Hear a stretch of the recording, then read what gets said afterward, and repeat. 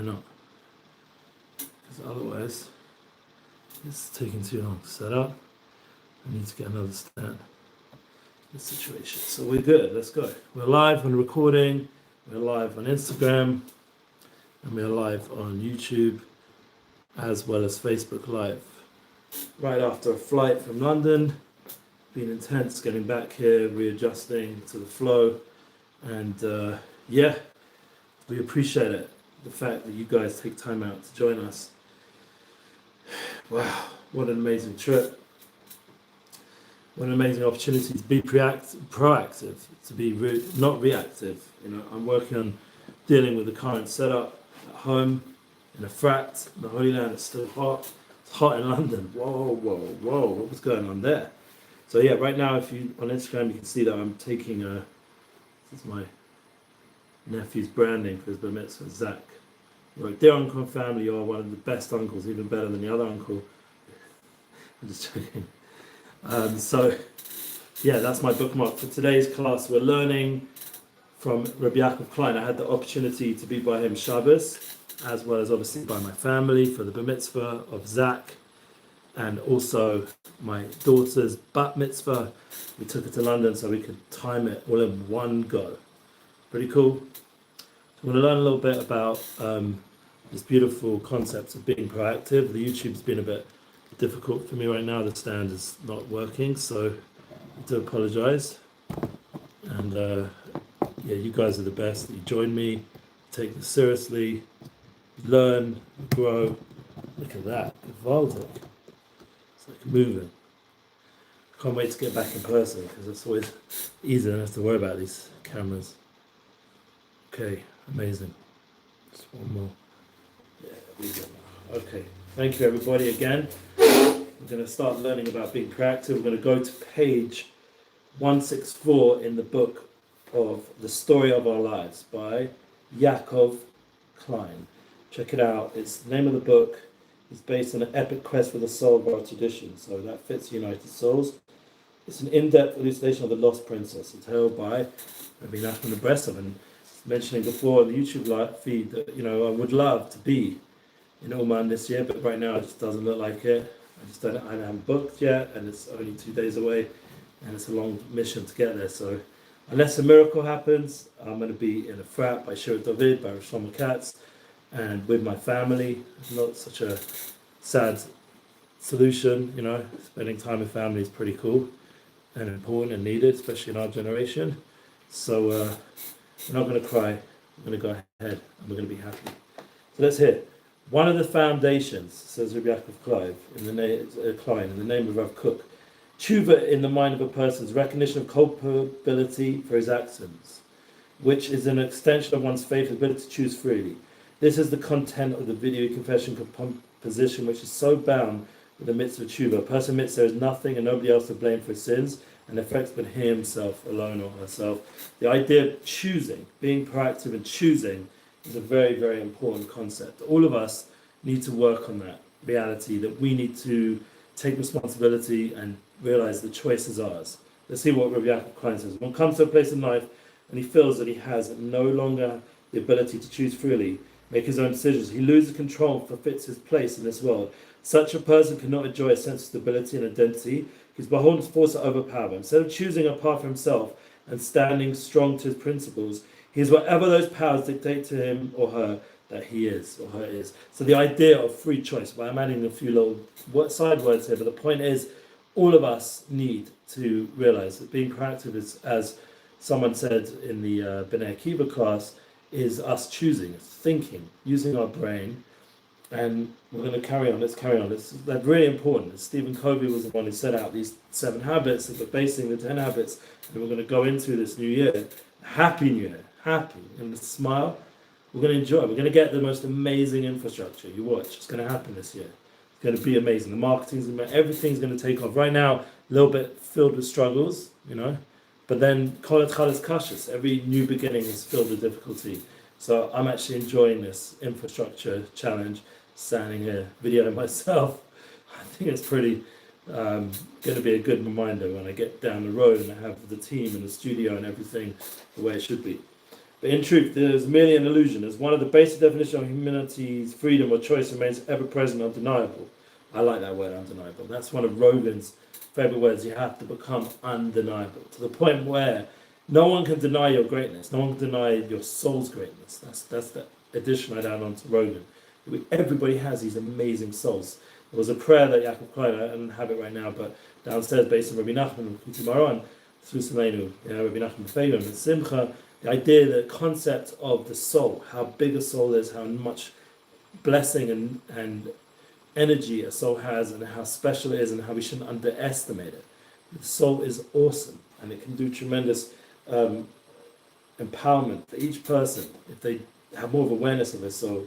No matter how strongly one may feel that a negative cycle, behavior, destructive habit influences decision, or his uncontrollable propensity towards certain actions, his freedom of choice, as difficult it may be to activate, remains forever intact.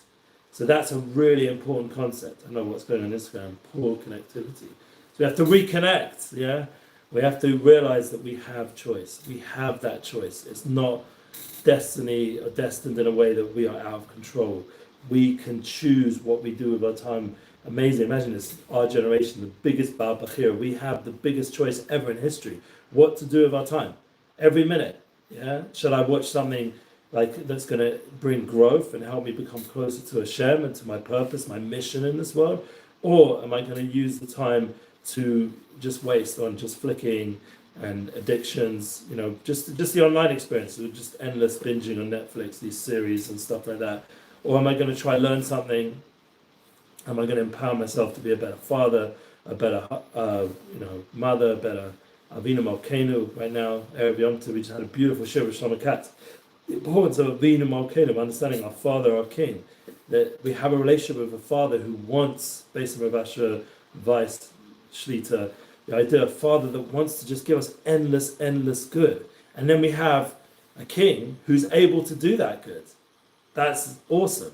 So we're tuning into both aspects. We have a loving Father that constantly wants to give everything that we really need or want, and then a King who's able to actualize it.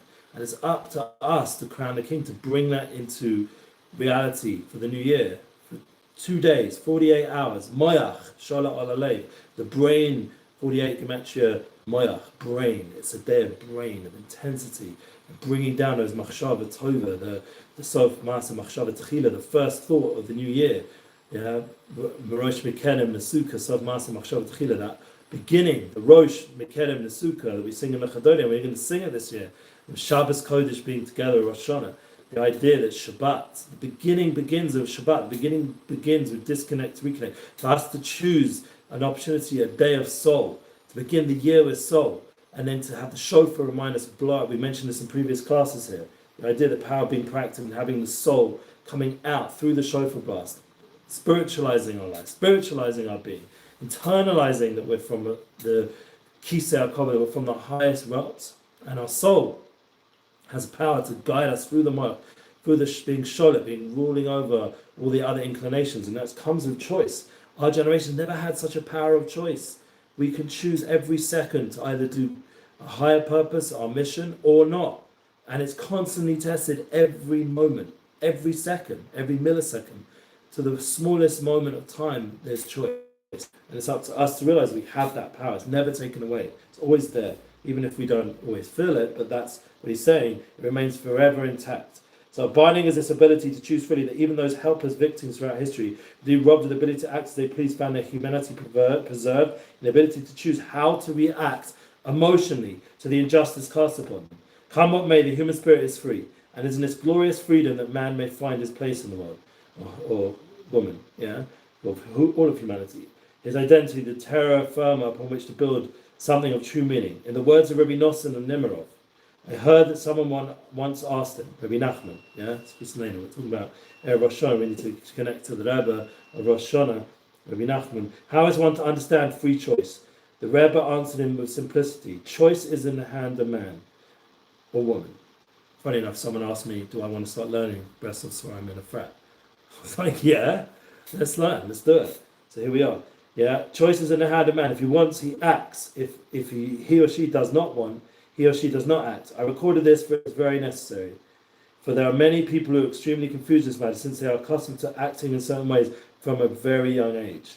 And it therefore appears to them as they have lost the ability to choose, and that they can no longer change their ways. But in truth, this is not so. Like, ask anyone in rehab, anyone who's dealing with addiction.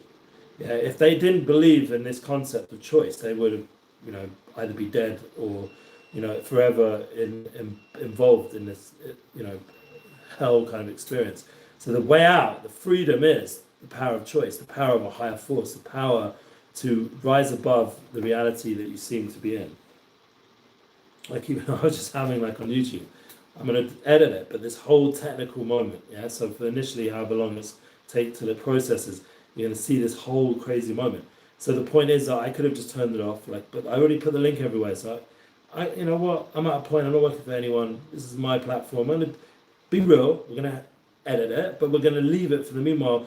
And then one day, it's going to get better and better, because I'm going to find the investment. I'm going to build the investment. I'm going to build the ability to build the most awesome content, because the panemius, the inner level, is there. Yeah, we have it within. My potential is there. My greatness is there. I just got to bring it out now in the real time, in a universe. I mean, I felt like when I was in London, being with all my family, friends, my brother's friends, having a reunion. That's the cover photo for the YouTube and everything. The idea of being with my friends 25 years or longer. I mean, some of them I've known since I was like 11 years old. And I mean, some of my brother's friends I knew since I was a little baby boy, because they went to school with my brothers in, senior school, the next school, whatever you call it, in the rest of the world, with all the different higher level grades.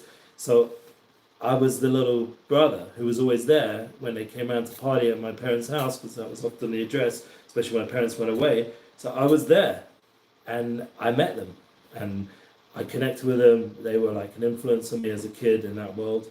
And then to reconnect with them here and have the ability to feel how great relationships are, and how greatly appreciated I was by coming back to London, and people really appreciated me, and I felt that love, I felt that reminder, and I came back here to show David, and people appreciate that I returned. As I said, I got a phone call, someone was so happy I came and wants to learn with me now on a weekly level. So the opportunity to feel appreciated, to feel needed. And I spoke at the JLE, Jewish Learning Exchange in London, and that's all part of a process, hopefully, to bring my uncle, who I got to meet as well, excuse me, Harvey Gosling, was just honoured in the Hall of Fame, Music Hall of Fame, or Music Lane of Fame, I think it's called, in Camden.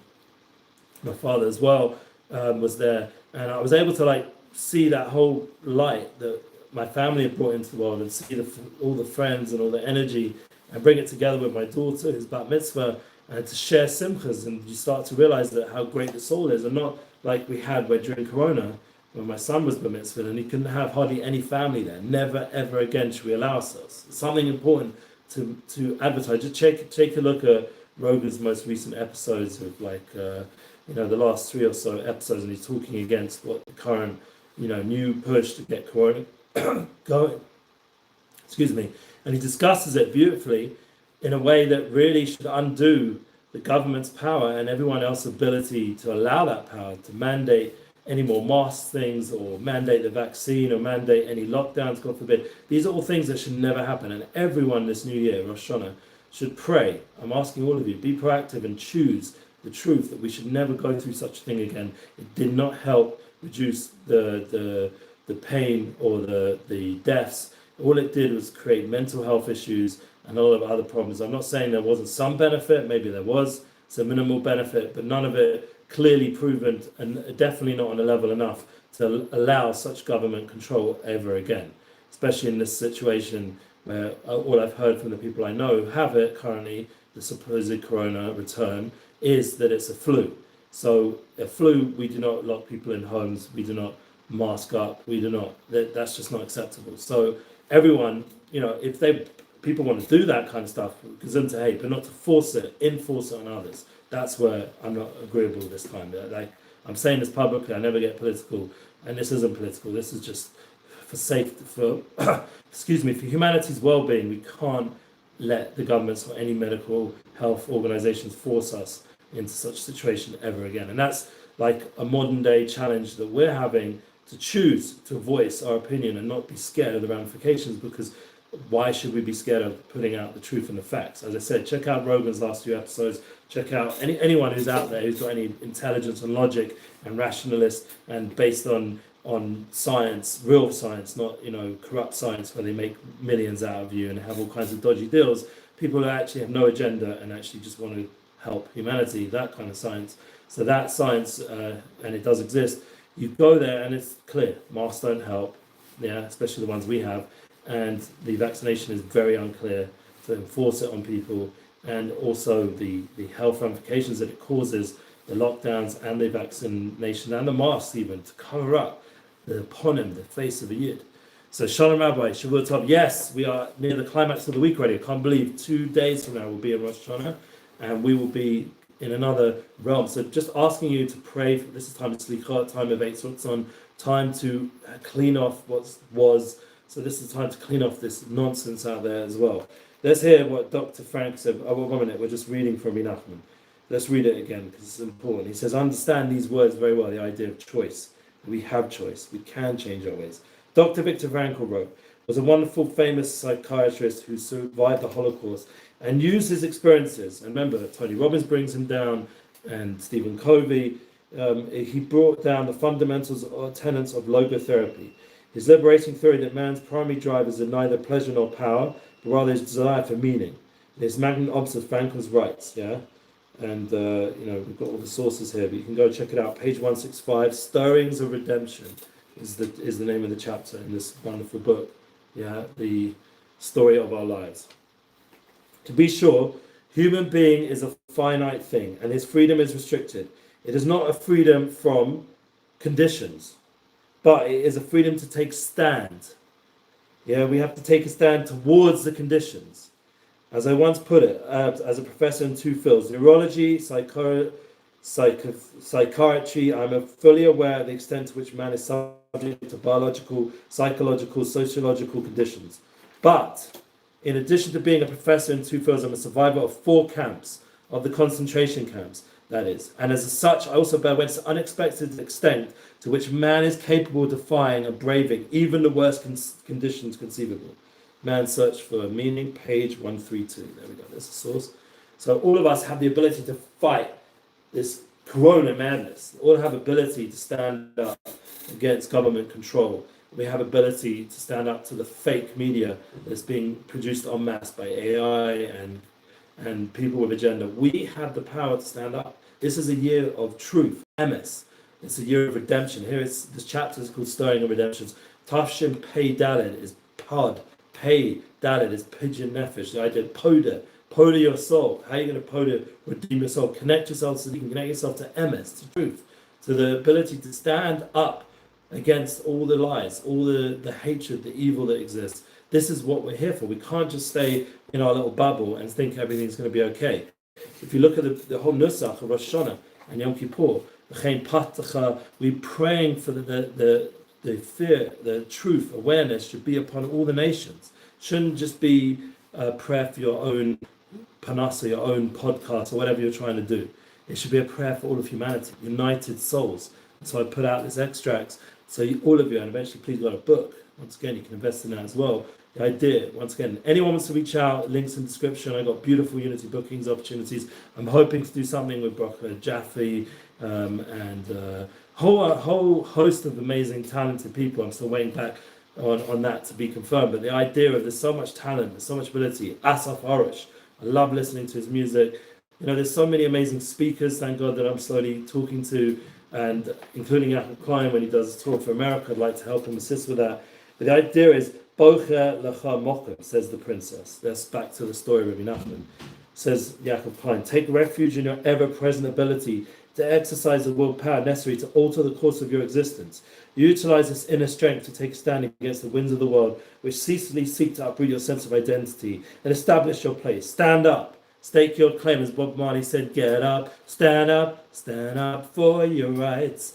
Dum-dums, get up, stand up, give out Torah light. He never said that part, but I'm only saying. This is who I am, and this is what I stand for. My realization of the abiding ability to choose life along my journey and my belief in Hamokim. Who's Hamokim? Shem Yisbarach, the King, the Creator. love for me, and his confidence. Avinu Malkeinu, as we said. His confidence in my ultimate success combined to form a powerful mission statement. And we're going to get to that next. That's coming after the proactiveness. We're going to get into the concept of building a mission statement, the end in mind. That's our next coming focus with the B'nai Akiva boys, and also what we're going to do here on our weekly podcast. See, I'm doing this one for Wednesday. Even with all the infrastructure issues, I'm making it happen. It says here, full mission statement guides my daily life. I can make the right choices. I can begin again. As for the very first time, I can rectify the many years spent surviving a meaningless existence and redeem the lost princess of youthful wonder. I can truly begin to live my life to the fullest. Time is the next point, he says, and remain there for a full year. Yes, we got a new year, a whole full year coming. After establishing this place of identity, viceroys remain there for a limited amount of time, a full year. One has used the deep-rooted concept of the inner tzaddik. The inner tzaddik is the neshama, the soul, the soul level. To attain tranquility, health, confidence, stability, you must now maintain a position for this specific unit of time. Only after maintaining a level of health for 12 months, each with his own energy, the roller coaster ride of the 4 seasons and all of the various holidays, can a person produce with a certainty that is truly discovered an island of safety in an unstable world. In the next chapter, we'll explore so he's going to talk about the lost princess. So now, what did he learn for this chapter? And this connects into being proactive. Page 167 in Stirrings of Redemption. Let's read it. In order for the spiritual healing process to begin, we must believe wholeheartedly that Hashem yearns for our return as pained our roads from that whole Elul. So we'll be doing tshuva, hopefully. We did tshuva over there in London, hopefully. Tshuva, we return to all the different energies over there. Yes, Zalmi, hello. Love you. Okay, where are we? A basic prerequisite for freeing the lost princess is the discovery of one's place in the world. A strong sense of identity and stability founded in what? Upon a resolve to change and grow. We have to choose. Be proactive, guys. Happy New Year. You want a happy new you? Happy true you? You want to really be blessed this new year? Choose. All of us, guys and girls, choose. The 2 elements that enable one to begin finding his place in the world. The awareness of Hashem's unconditional love, Avinu, and belief in our ability to succeed, Malkeinu, and the ever-present ability to make the right choice in life. It takes a full year for lasting spiritual transformation to take place. Perfect. Just to begin the new year. Okay, so amazing. I'm going to keep that bookmarked, and hopefully we'll get into the mission statement concept. Have a look over here if we get into it more, because that's going to be our next talk together. Keeping the end in mind, having a larger picture, larger goals, reminding us that we are on a mission. We're not in this world whatever. Yeah, we're on a mission. We have a purpose. Our soul was put down here for something very high, very meaningful, very deep, very, very empowering, very world-changing. We have it within. And no matter what the obstacles are, the technical obstacles right now, the fact that I'm in this situation where I'm no longer in the studio and I have to do it myself with all this fun, loving equipment in my home in the heat of the day in the Holy Land, Baruch Hashem, we have to realize that we have the ability, no matter what, to do our mission. It will happen. Just keep going, keep believing, keep strong, and keep praying. This is the time now to really put your energy into tefillahs, especially slichot, especially during the shofars, to have that deep feeling, that deep connection of soul, and want good for humanity, to want good for your family, good for the ones you love, but want the united soul experience to manifest. We should have unity on this earth. We should have the soul level start to shine out for people, start to connect in more and more. I said to someone, I had a conversation with different people while I was in London. One of the conversations was how to focus on the soul. How do you do it? Someone who works for, he's actually a head of an organization there in London. I want to say which, but he was there. Why not? I say Aish. So the head of one of the Aish rabbis' heads over there. And I was saying the idea of empowering your people that come to your organization, we're trying to outreach to, it's all about focusing on the soul level. He's like, how do you deal with like the nightclubs and all the places, and some of the scenarios are not ideal for the soul. So the idea is you have to really remind yourself and learn and keep growing on a soulful level. We have all these tools. We have Rosh Hashanah, we have Yom Kippur, we have Sukkot, we have times of soul, we have Shabbos. This year Shabbos is the key to the game, to disconnect, to reconnect. I was explaining to people I have that weekly ability, and it's something even in all of the general world has understood the need now to have a little bit of a break from all this stuff, to disconnect and then to reconnect to the soul level, to the energy within, that inner tzaddik, that inner light. And that will empower your relationships, it will empower your business, it will bring blessing to everything. And it's just about us really internalizing it. Even the coming Shabbos after this, Shabbos Shuvah, we're going to talk about Hazina, we're going to talk about the song, the ability to sing and connect on a soulful singing way, like through music, through all the artists that put all these amazing role models and souls. Connect to those kind of people, connect to their music. There's a choice. You choose on Spotify which playlist to go to. You choose on YouTube which video to watch. It's up to you to make the right choice and to spiritualize the internet, spiritualize our experience daily. It's up to us, even on a high level, to turn off all these things and to learn Torah with a sefer, with a book. Would you believe it? We can learn Daf Yomi, even without Rabbi Stefansky. We can just open up the book and start toiling away on the Torah. Not that I'm up on that level personally, but I use those videos. They're very helpful. Either way, the point is all of us have that power to really make a difference daily. It's just up to us to believe. So I'm blessing everyone and wishing everyone the renewed energy of self-belief and to not allow the daily grind of Tafshin Pei Gimel, that was a difficult, challenging year for many, including myself, to not allow it to diminish our purpose, our mission. We all have it within to succeed. Every one of us can do this. So I really feel obliged as a Kohen, as someone who's made a lot of hopefully right choices in my life, to help empower us to be proactive and blessed and happy new year, and to be able to dance this year with our full soul presence, with our full energy, with our full mental well-being, our full health, to be safe from all that stuff that we've, God forbid, that we're praying throughout the last few years to never have it return. It should never return. The Corona story should be able to be with family, to be able to go to our workplace and feel healthy and safe, to be able to smile at another Jew, to see their smile, and smile at another human, to see their smile, to see their soul shine through their face. It's the place where the soul shines through, and to be able to give with our hands in person, to shake hands, to hug, to sing, dance, to connect with humanity in the fullest way so that we can elevate the whole experience. And please God, as we'll be dancing with the Torah this year, so Torah in full human presence. Please God, we'll be dancing in the Beis Hamikdash with all of the souls of humanity together, singing the final song, Amen, Amen. And I'm very excited that we made it through this class because I really didn't feel up to it. But that's being proactive. Make it happen. Let's do it. No matter what. You got this. You got it. So we're going to edit you guys. You know what I'm saying?